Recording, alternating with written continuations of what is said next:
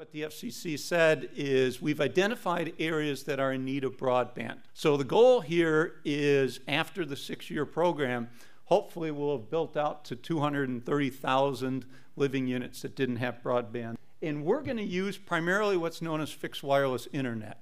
We feel that this is a very efficient way to provide broadband to these more rural areas. And it uses traditional cellular network, but it is dedicated to these customers that will be using it.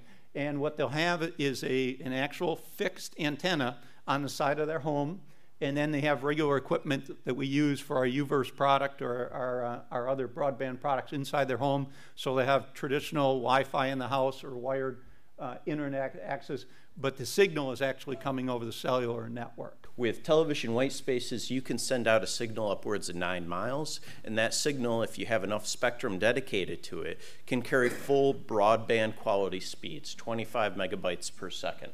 This piece of spectrum is right in that sweet spot in the center that will allow us to carry a large amount of information and to cover the distances that are needed to reach those last members of the community who aren't getting enough service today. It's a complement, not a competition with existing technologies. It's going to have to include fiber optic cable. It's going to have to include traditional wireless technology. It's going to have to include satellite technology, especially for those places where there's maybe as few as 2 households per square mile.